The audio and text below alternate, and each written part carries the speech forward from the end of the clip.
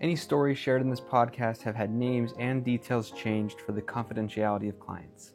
Any resemblance to someone real is coincidental. Hello everybody, thank you for joining us for another episode. Shara is back with us. We're all wearing the same shirts because it's actually the same day as we filmed the last one, but here we are. Today's episode we are going to talk about what happens when you make a phone call to Child Protective Services. So this is something that is really relevant to us in the therapy world, but I know a lot of people also experience it who are not involved in therapy, and it can be kind of a scary thing to do. So hopefully we can kind of demystify some of the unknowns about it and explain what that process might look like. So I think we should probably also say, like, this is what it looks like here in Utah, for sure, because we're involved in that system, and I think it probably looks a little different everywhere else. But mostly is the same, I think. Right. And, maybe, too, we should clarify, today we're not talking about your therapist calling CPS and what that's going to look like for you if that happens. We're talking about what if you call CPS, either for your own family or for somebody else that you've observed. What's going to happen? Yeah. So what's going to happen? The first thing that happens is you'll actually talk to someone from intake, is what it's called. That's like their department. That's their job. They don't actually investigate any of the allegations. They just take all the information, and then they staff it with someone on their team, and then they will decide if they're going to open a case and if there will be an investigation, or if you didn't provide enough information that they just are going to not open a case, is what it's called. So basically then nothing will happen. So if you call, you give them the info, and they're like, yeah, we don't have enough, we can't open a case with this, you are done.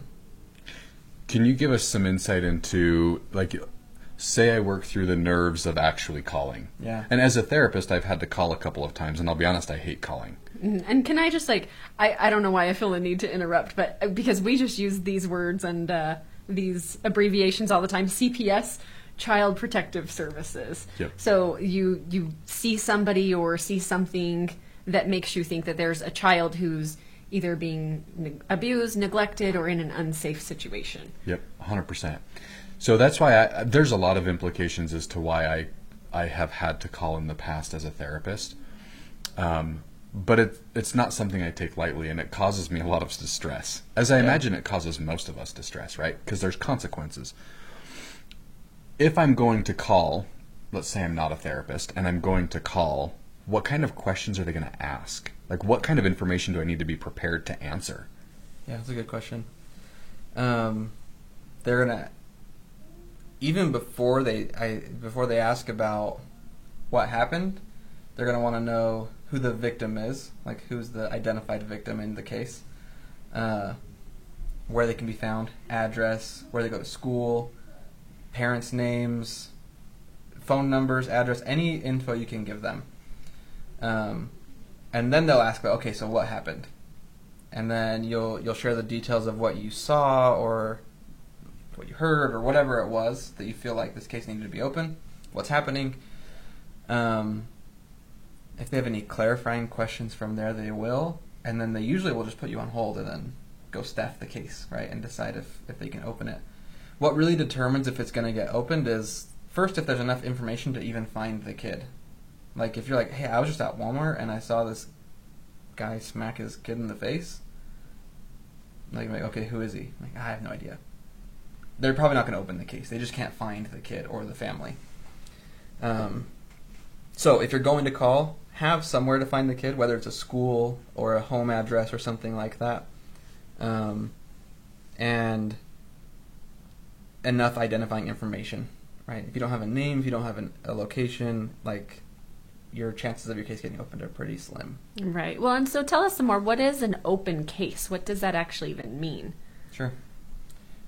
When a case is opened, you go through this process of intake, they open a case. That means that a CPS worker will investigate the allegations that are being made.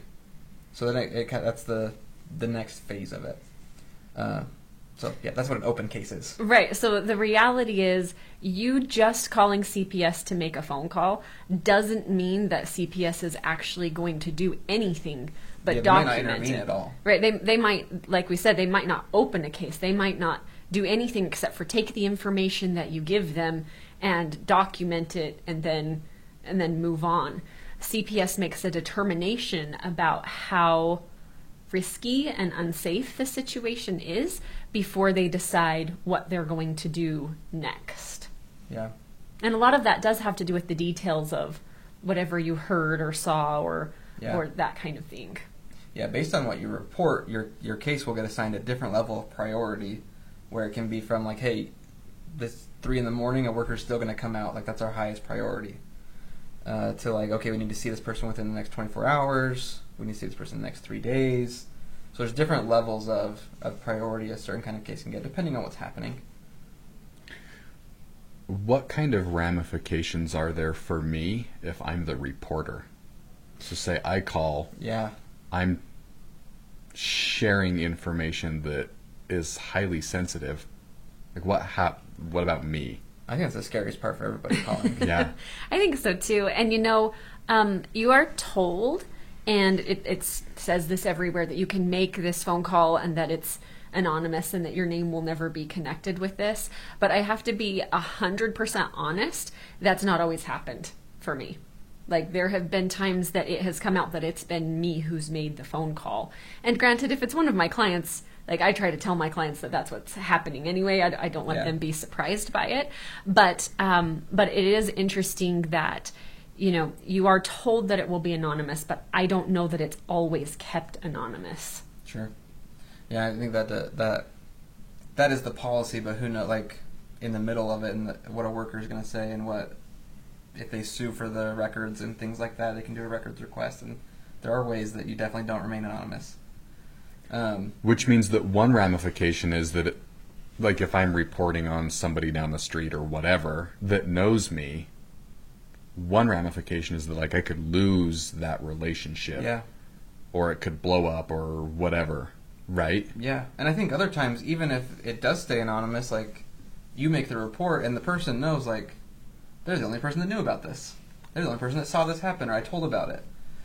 Especially as a therapist, right? Like, even I guess it probably happens even if you're like a close friend or something. Like, even if you remained perfectly anonymous on the Child Protective Services side, the person, I've seen it many times where people ask me when I was doing Child Protective Services, like, who called on me?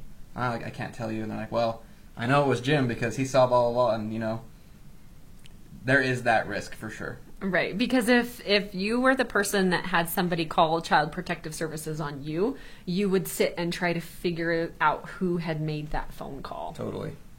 What about, okay, so I'm the one who calls. One of the ramifications is that if the person that I'm reporting on knows me, like, that whole relationship could implode, right? Yeah.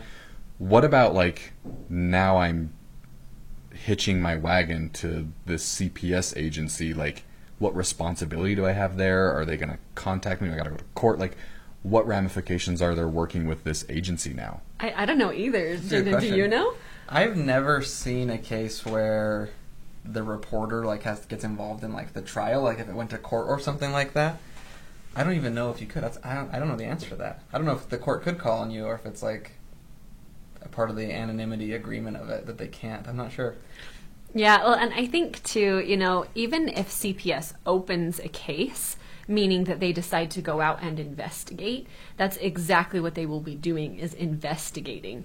It's not your job as the person who calls to be the one who the whole thing, like, flies or dies on, right? It's just your job to say that you have this, you either witnessed something or have this suspicion, and then it's CPS's job to go out and investigate. Yeah.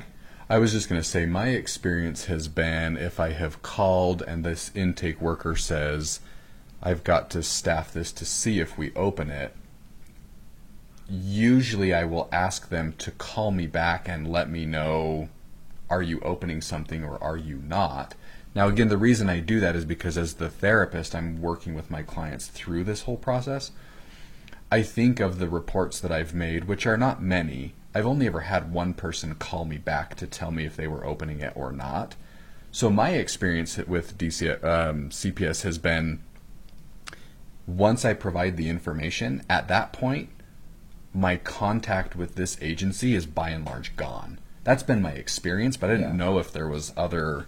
If the worker's following the steps that are organized intake will open the case, and whoever gets assigned the case, the actual person who's going to be investigating, will call you and just ask any questions they have. Right, it's part of the process. It's called a referral. So if it gets open, then there might be a responsibility to add additional details to the investigator. Yeah. They may call. They could call that. you back if they needed Okay. more info. And if all goes well, you won't hear anything again until it's closed, and all they do is call you and tell you it's closed. They can't legally provide you with much more information than that. Mm. Now, do they do that all the time? Not always, but that's perfect protocol would be that they would call you at the end and say the case you called in about is done. Right. Well, and I think that it's important to consider some of the ramifications, but I also think that it's important to consider what will happen if you don't call. For sure. Because there have been a lot of situations where you notice something that's going on that feels off to you, but you just, I don't know, make excuses for it or think it must not be as bad as it seems, and then later down the road you find out that there was something really traumatic going on. Yeah. And I think that it's important, while you want to be aware of these things, it's also really important to say, hey, you know what, if I think something's going on, I probably better make the call, because it would be better that it was investigated and found out that, I had no clue what I was talking about, than for something bad to happen when I had an idea that there really was something going on. Yeah, and that's the whole purpose of it, right, is child protection. That's the goal, hopefully. And we'll talk more about kids getting removed and things and what that process looks like in another video. But for sake of time, I think it's also helpful to know you make a call, the kid getting taken out of the home away from the family is very much a last resort kind of thing. Everything before that, the idea is to provide the family or the kid with resources and support and interventions to help them function better or to alleviate the problem, whatever it is. So ideally, and I'd say in most of the situations, like when I was doing child protective services, a vast majority of them did not end in child removal, but ended in this family getting some support they need from the state to alleviate whatever it is that the problem is. Right. Well, and I would also say, too, so maybe you call and maybe they open a case and investigate, and then resources, whatever that leads to next. Or you call and they decide not to open a case. So if they don't open a case, what happens? What happens to your report? Does it just go into oblivion? What happens next? Nothing ever goes into oblivion, I don't think. They keep all of it. But let's say you call on a neighbor, nothing happens. You see something again, you call on that neighbor, and then they open a case. It'll show that, someone actually called about this 2 months ago. But also, it's not wrong and it's not unheard of to not get your case opened and then I need to get a little bit more information, right?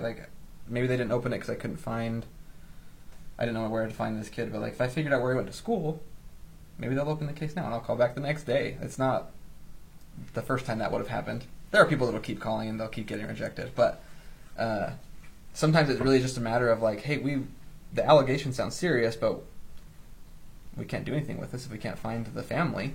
So call back with more information. Mm-hmm. I would say, too, I have seen this happen before, where in a home there were some things going on, and multiple people made phone calls, and the case, nothing got opened, multiple phone calls, and then finally one phone call from something that was, it didn't seem super severe, that phone call, but with all of the phone calls together, the worker then decided that was enough information that there needed to be a case opened because there had been so many phone calls. Sure. And so sometimes it can be a bit discouraging if you're really worried about somebody to hear that the case wasn't opened and it won't be investigated. But that doesn't mean that this information just gets left out. It's sort of added to a file somewhere, so that in the future, if other people call, your call will be noted as well. CPS reports, man. Everyone loves them. There's a lot of stress that goes into it. A lot of stress, and I know that, people have a lot of strong feelings about CPS one way or the other, and definitely we don't have a perfect system. No. I mean, there are a lot of things that are issues, again, that we'll talk about in upcoming videos. But I think that it is important to know that this is kind of the process for calling, and this is some of what you can expect. Yeah, hopefully it's helpful. Thank you guys for joining us for today's episode. If you enjoyed it, please like and subscribe. If you have questions, leave comments. We'd love to talk, and we'll see you on the next video. Thanks. Bye. If you enjoyed today's video, please like and subscribe. Thank you so much for watching. We've got other videos for you to check out and more exciting things coming soon, so thank you.